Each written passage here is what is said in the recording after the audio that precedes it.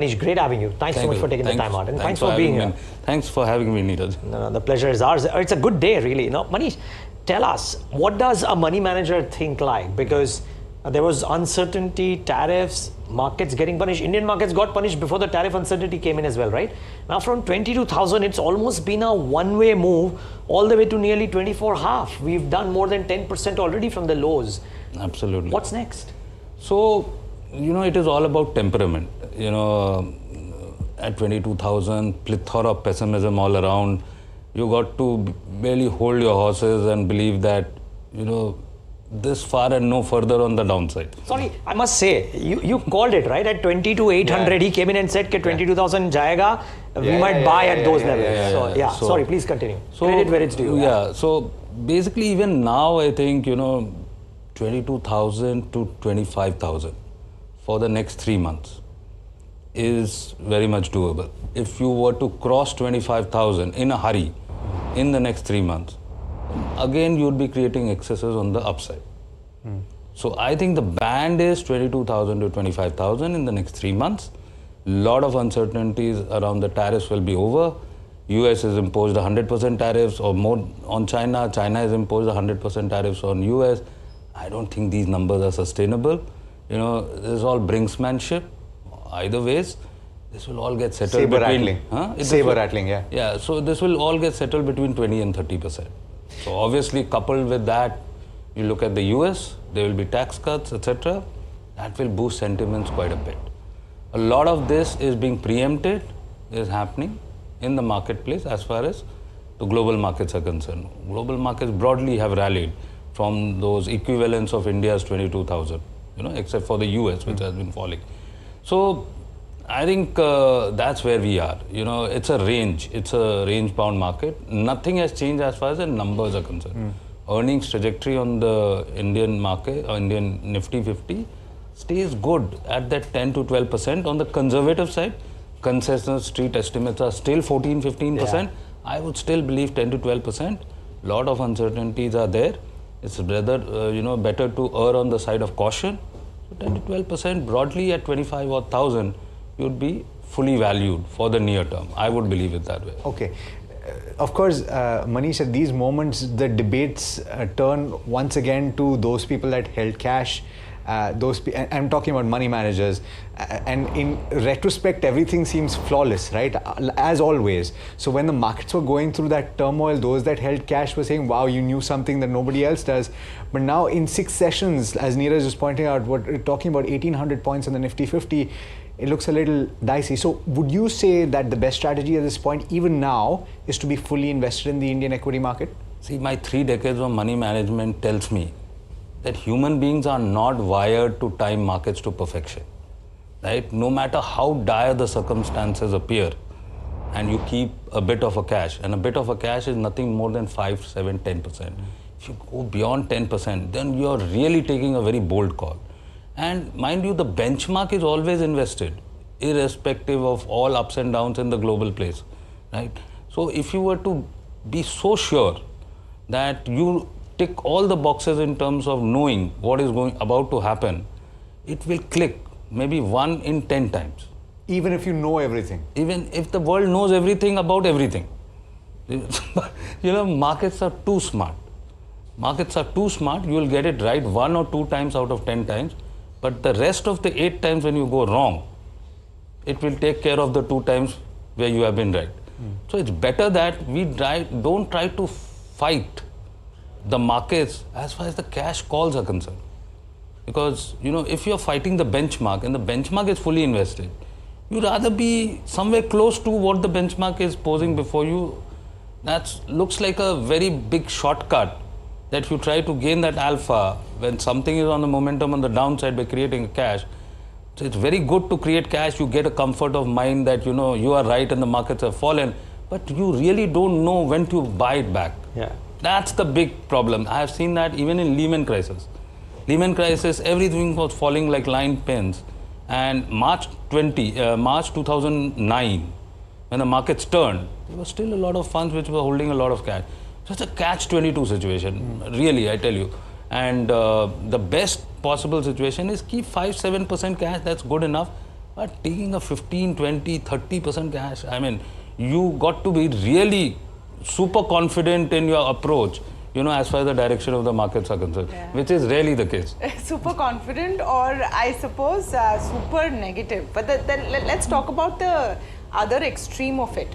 And a bit of that being seen in Indian investors right now. Consistently optimistic, saying that no matter what, it will come back. And the markets have proven this time and again. Is that a bit of a foolhardy approach as well? Look, where the whole world is currently, the flux that the whole world is, India is in a relatively better situation. But there is a big but. To say that we'll be an outlier in the global context, etc., nothing is going to matter as far as India is concerned, is out of the place. Of course, there will be a bit of decoupling, as far as the monetary policies of the US are concerned, or global markets, developed markets are concerned. India somewhat deviating. You have interest rate hikes, or let's say pause. You have inflation problem. Here, interest rate cuts are happening. You don't have an inflation problem. Healthy demand because we have a 75% domestic facing economy, not so dependent like China, which is majorly export oriented economy. So a lot of positives as far as India is concerned. I think, maturity of the retail investor has gotten better over a period of time. If during the last 3 months, SIP flows have been very healthy, in spite of January, February and March, I mean, it tells you about the maturity of the retail investor. No matter what the pundits come and tell you. So it's not overt optimism, it's maturity. It's maturity, it's financial literacy. Because I think the retail investor has only gotten smarter with the passage of time, seeing a lot of ups and downs. They have become very discerning. It's not like one size fits all. It's not like a herd mentality. There's a pick and choose. Of course, there is momentum at the margin which people get swayed to, but it self-corrects, and excesses which get created on the upside gets corrected. But the same story is again back. Go to find the next bit of stocks which are fundamentally sound and deploy your capital. So I would think it's a lot to do with the maturity of the Indian investor. Nothing more than that. Where? No, I mean, across the marketplace. See, the retail money No, I'm asking, so you said deploy the capital, right? Where? So now my question is, at 22,000 you would have bought some stuff. Where is it that you're still confident? Niraj, I've been optimistic about consumption in a big way. I've been articulating that consumption is going to move at the margin in terms of sectoral preferences.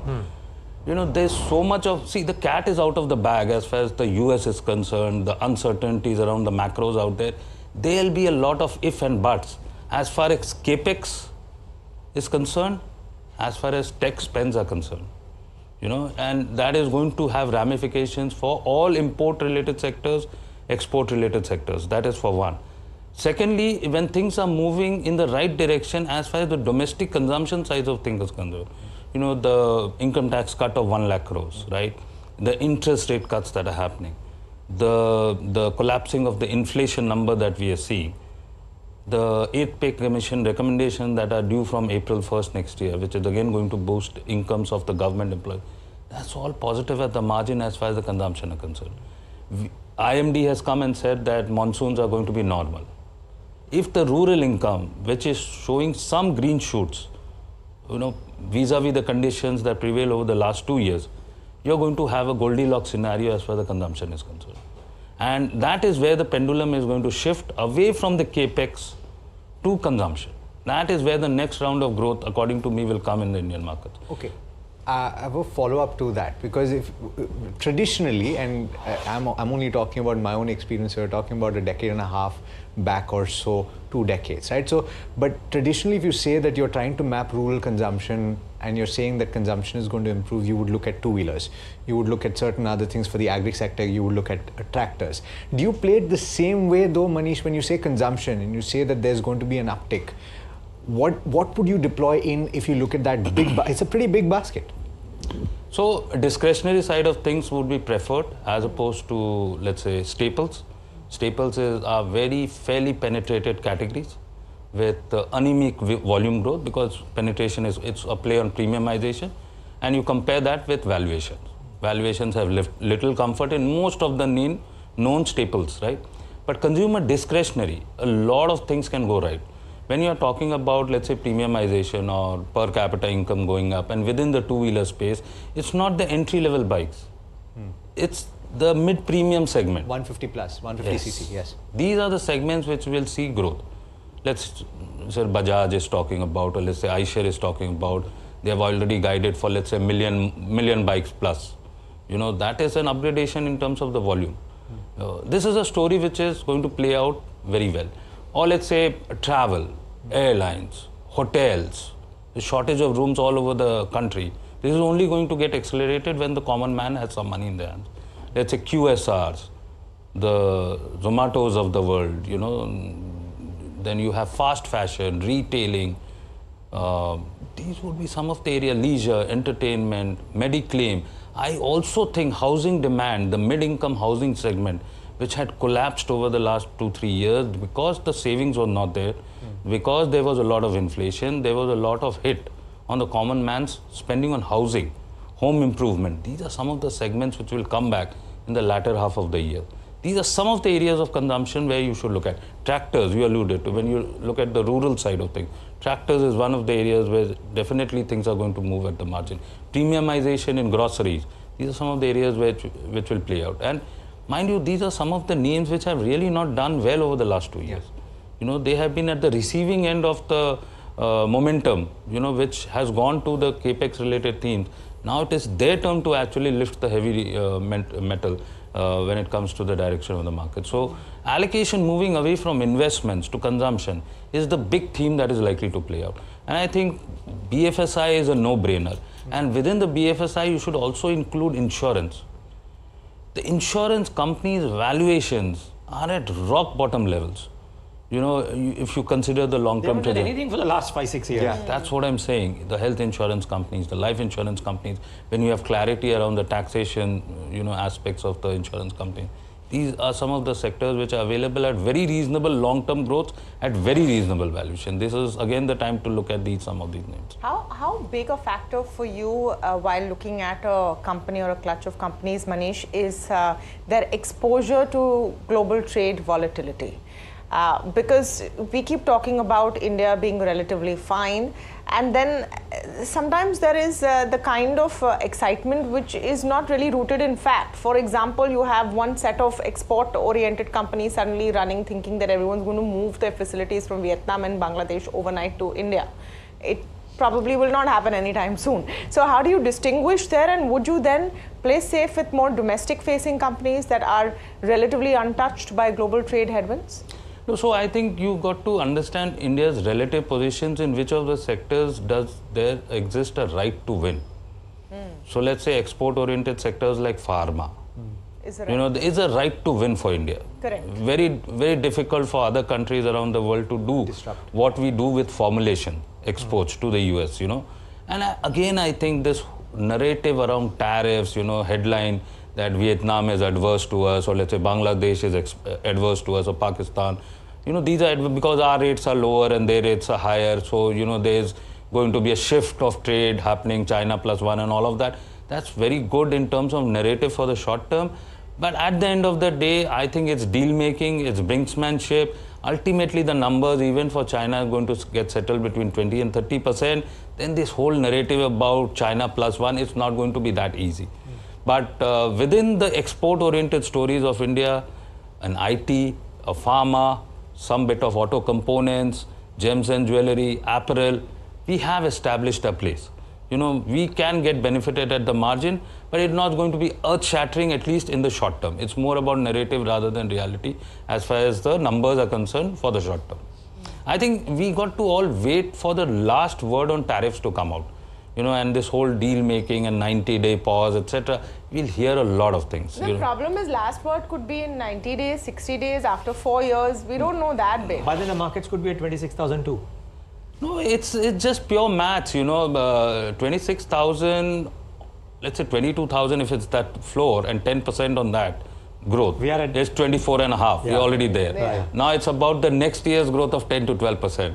So in all probability, in the next 1 year, we'll be crossing that 26,277. It's just based on the fact that 10% growth you build on the Nifty which is very, very doable, because, we are mostly domestic centric. And you're saying 25 bakes that in? 25 at this juncture bakes that in? 100%. For the next 3 months, if you were to move beyond 25, again, there'll be a propensity for the markets to correct. But the thing out here right now is that previously the DIs were buying, retail was buying, FIs were selling. That was getting balanced out. Today, the FIs are buying, the DIs are buying, and the retail is buying. With 20,000 crores just put in, you have a 10% vault in the Nifty numbers. Yeah. That is the surprise factor. If the numbers come in like this from the FIs, good companies will be available at a premium.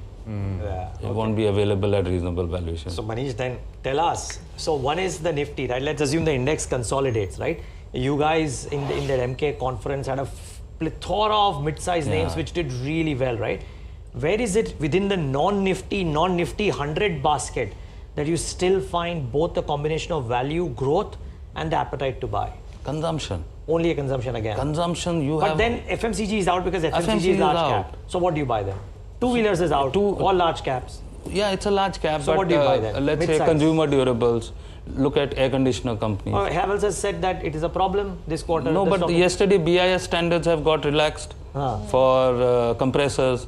Compressors was the big problem. If BIS certifications were not relaxed, India could have had a shortage of compressors, which means that this season we are going to sell 1.5 crore ACs. Okay, but then in ACs, would you say that you like the volume players, or do you like the guys who are slightly more premium?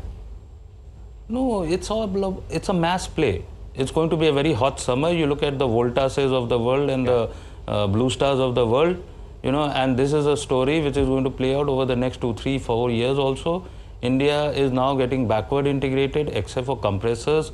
We are mostly backward integrated. Penetration is very low, below 10%. The right to win is there. Some of the smaller liquor companies available for less than $1 billion market cap, that's a premiumization play. Like you look at some of the IPOs which have corrected 30, 40, 50%. Yeah. The going is not that bad. Not platform, not your platform plays necessarily. Platform, I am not negative on Zomato. I think if there is somebody who has a right to win, it's Zomato who is going to be the last man standing. I hear a lot of stories and research reports around competition coming in. I think again, if there's too much of discounting, these companies, these competitors will run out of cash. Where the rationality will prevail, or one of the players are going to go out of the business, which will lower the competitive intensity. Amazon, Flipkart, Reliance have a long way to go before they crack the unit economics. Wow, so eternal it is. All right, thank you so much, Manish. Pleasure having you in our studios and speaking with us. It's always great. Not more than 5 to 7% of cash, even at worst times. I think that's one top takeaway for me from this fantastic conversation.